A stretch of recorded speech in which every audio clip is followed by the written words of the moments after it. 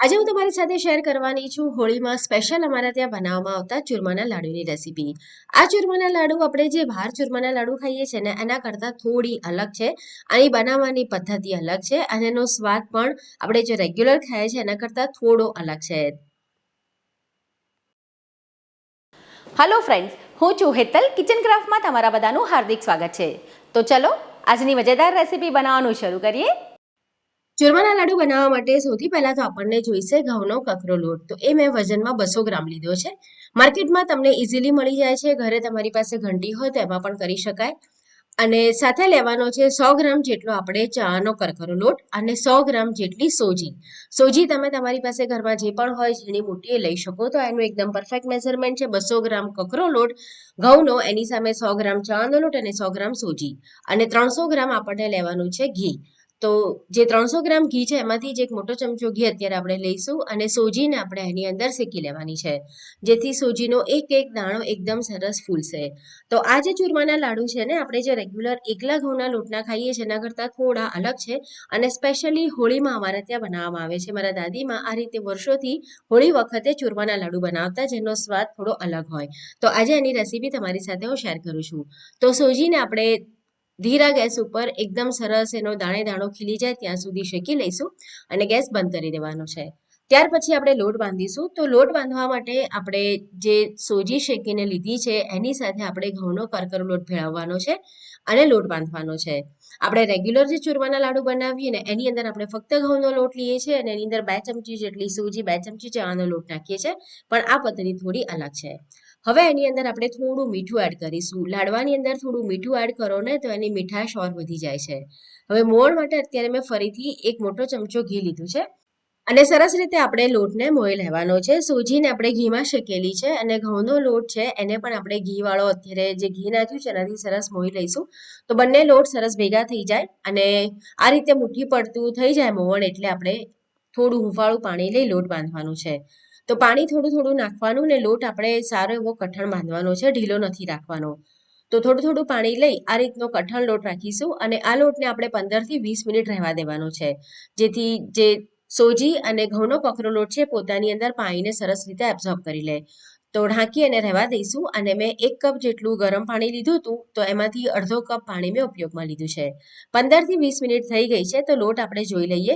ક્યારેક એવું લાગે કે લોટને આ રીતે તમે રાખી મૂકો અને સોજી અને ઘઉં વધારે પાણી પીવે તો લોટ એકદમ કઠણ થાય, તો તમે થોડા પાણીના છાંટા નાખી અને એડજસ્ટ કરી શકો. મને અત્યારે જરૂર નથી લાગી. તો આ પ્રમાણે આપણે નાના નાના મુઠિયા તૈયાર કરી લેવાના છે. અને લોટ કઠણ છે એટલે થોડી ક્રેક્સ આવશે. તો આ રીતે આંગળીથી નિશાન બનાવવાના, એટલે મુઠિયા અંદર સુધી તળાઈ જાય. અને મુઠિયા બહુ મોટા નહીં રાખવાના. હવે લાડવાને તળવા માટે મેં અત્યારે અહીંયા આગળ ઘી લીધું છે. તમે તેલ પણ લઈ શકો. તો ઘી બરાબર ગરમ થઈ જાય એટલે આપણે જે મુઠિયા વાળ્યા છે એને તળવા મૂકી દઈશું. અને આ મુઠિયાને તળવામાં લગભગ 15 થી 17 મિનિટ જેટલો સમય લાગશે. તો જ અંદર સુધી એ સરસ રીતે શેકાશે, ચડી જશે. જો એમાં કચાશ રહી જશે ને તો તમારા લાડુ 4-5 દિવસની અંદર જ ખરાબ થઈ જશે, એમાં ફૂગ લાગી જશે. તો આપણે જ્યારે મુઠિયાને તળીએ તો બિલકુલ કચાશ નથી રાખવાની. આ પ્રમાણે આપણે એને ફરાવતા રહેવાનું છે અને 15 થી 17 મિનિટ માટે આપણે એને તળવાના છે. ગેસની ફ્લેમને સ્લો ટુ મીડિયમ રાખીશું. જો તમારું ગેસની ફ્લેમ વધારે ફાસ્ટ હશે તો બહાર કલર આવી જશે, પણ અંદર સુધી એ તળાશે નહીં, કચાશ રહેશે અને પછી તમારા લાડવા જલ્દીથી ખરાબ થઈ જશે. તો આ વાતનું ખાસ ધ્યાન રાખવાનું છે કે મુઠિયાને ધીરા તાપે આ રીતે એની જગ્યા ફેરબદલ કરતા રહી અને આપણે તળી લેવાના છે. તો લગભગ 17 મિનિટ પછી આ રીતનો તમને એકદમ સરસ એનો કલર ચેન્જ થયેલો જોવા મળશે અને અંદર સુધી એ તળાઈ ગયા છે. તો બસ આ જે મુઠિયા છે એને બહાર કાઢી દઈશું અને આ જ પ્રમાણે આપણે બાકીના જે મુઠિયા રહ્યા છે એને પણ તળી લેવાના છે. મુઠિયા આપણા તળાઈ જાય પછી આપણે એને તરત જ આ રીતે એક વાસણમાં કાઢી અને તોડી લેવાના છે, જેથી એ ઠંડા થઈ જાય. તો આ મુઠિયાને આપણે મિક્સર જારની અંદર ગ્રાઇન્ડ કરીશું. પહેલાના સમયમાં તો આપણે ખાંડણી દસ્તામાં અને ભૂકો કરી અને ચાળીને ઉપયોગમાં લેતા હતા, પણ આજકાલ મિક્સર આવી ગયા છે તો આપણું કામ થોડું વધારે ઇઝી થઈ ગયું છે. પણ આને ઠંડુ થાય ને એ પછી જ આપણે મિક્સર જારમાં ગ્રાઇન્ડ કરવાનું છે. જો તમે ગરમ ગરમમાં કરશો ને તો આ જે મુઠિયા ગરમ હોય એની અંદરથી એની વરાળ થશે ગરમીના કારણે અને થોડું પાણી જેવું થશે અને એના કારણે પણ મુઠિયા બગડી શકે છે. તો બસ મુઠિયાને તમારે આ રીતે તોડી અને 15 થી 20 મિનિટ પંખા નીચે રહેવા દેવાના, એટલે એકદમ સરસ એ ઠંડા થઈ જશે અને ત્યારબાદ આપણે મિક્સર જારની અંદર એને ગ્રાઇન્ડ કરી લઈશું. તો એકદમ સરસ ફાઇન એનો પાવડર જેવું થઈ જશે, બિલકુલ જ એના ગાંઠા નહીં રહે. તો અત્યારે લગભગ 20 મિનિટ થઈ છે, તો હવે આપણે મિક્સર જારમાં એને ગ્રાઇન્ડ કરી લઈશું. હોળીમાં તમારા ત્યાં મીઠાઈમાં શું બનાવવામાં આવે છે કમેન્ટમાં ચોક્કસ જણાવજો. અમારે ત્યાં તો વર્ષોથી આ રીતે આપણે જ્યારે હોળી ભૂખ્યારી અને સાંજે જમવાનું હોય ત્યારે આ રીતના ચૂરમાના લાડુ બનાવવામાં આવે છે.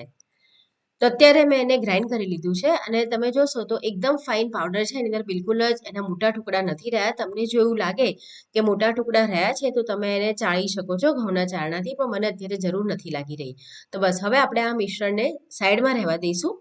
અને હવે આપણે જે ચણાનો કરકરો લોટ લીધો હતો ને, તો મુઠિયા તળવા માટે આપણે જે ઘી વાપર્યું હતું એમાંથી થોડું ઘી મેં કાઢી લીધું છે અને બાકીના ઘીની અંદર આપણે આ ચણાના કરકરા લોટને એકદમ સરસ શેકવાનો છે. અને આ રીતે ઘી થોડું વધારે જ લેવાનું છે અને શેકવા માટે. તો સ્લો ફ્લેમ પર એકદમ સરસ આછા ગુલાબી કલરનો થાય અને આખા ઘરમાં સુગંધ આવે ને ત્યાં સુધી આપણે એને શેકીશું. તો આ પ્રમાણે બનાવેલા ચૂરમાના લાડુ સ્વાદમાં ખૂબ જ સરસ લાગે છે. તો તમે જો ક્યારે પણ ના બનાવ્યા હોય તો એકવાર તમે આ રેસીપીને ચોક્કસથી ટ્રાય કરજો. અને હોળી માટેની બીજી ઘણી બધી રેસીપી મેં તમારી સાથે શેર કરેલી છે, તો તમે એ પણ જોઈ શકો છો. તો તમે જેમ જેમ આ લોટને શેકશો એમ લોટ ફૂલીને ઉપર આવશે અને એનો જે કલર છે ને એ પણ બદલાશે. પહેલા કરતાં તમને ચલાવવામાં હલકું લાગશે. આપણે મોહનથાળ કે મગસ માટે જે રીતે લોટને શેકીએ છીએ ને, બસ એવી જ રીતે લોટને શેકવાનો છે, પણ આમાં આપણે ઘીનું પ્રમાણ થોડું વધારે રાખ્યું છે. તો લગભગ આટલો લોટ શેકવામાં મને 8 થી 10 મિનિટ જેટલો સમય થયો હતો અને ગેસની ફ્લેમને આપણે એકદમ સ્લો રાખવાની છે. સ્લો ફ્લેમ પર જ શેકવાનું છે. આ લોટ છે ને એક એનો દાણો એકદમ સરસ શેકાઈ જાય ને તો ખૂબ સરસ એનો સ્વાદ આવે છે.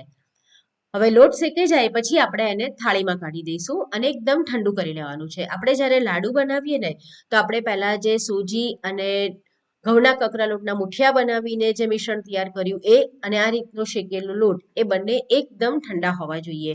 પછી જ આપણે લાડુ વણવાનો છે. તો આ રીતે થાળીમાં પોળું કરી દઈશું તો 10 મિનિટની અંદર પંખા નીચે એકદમ સરસ ઠંડુ થઈ જશે. તો બસ આ રીતે ઠંડુ થઈ જાય પછી આપણે લાડુ વળવાની શરૂઆત કરવાની છે.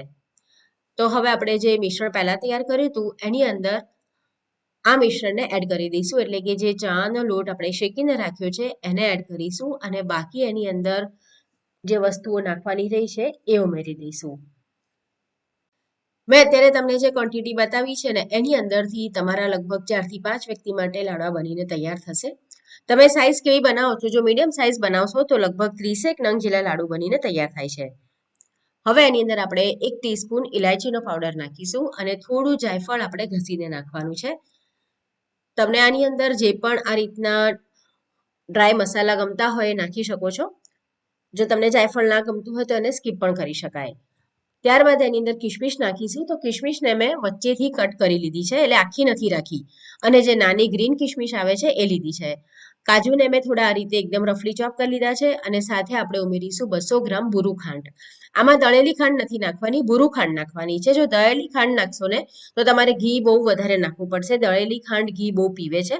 દળેલી ખાંડ અને ભૂરું ખાંડ બંનેને બનાવવાની પદ્ધતિ અલગ હોય છે, એટલે હંમેશા જ્યારે આ રીતે લાડવા બનાવો તો ભૂરું ખાંડનો ઉપયોગ કરજો.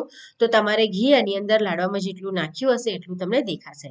તો બરાબર આપણે મિક્સ કરવાનું છે અને આ સમય પર તમને જેટલી મીઠાશ જોઈતી હોય એ પ્રમાણે તમે ખાંડની ક્વોન્ટિટીને એડજસ્ટ કરી શકો છો. તમને જો લાગે તો તમે હજુ થોડી ખાંડ એમાં લગભગ 250 ગ્રામ જેટલી પણ નાખી શકો, પણ 200 ગ્રામ ઇનફ છે. તો હવે આપણે એકવાર ચેક કરીએ તો બાઇન્ડિંગ છે, પણ હજુ આપણને થોડું એની અંદર ઘી નાખવું પડશે.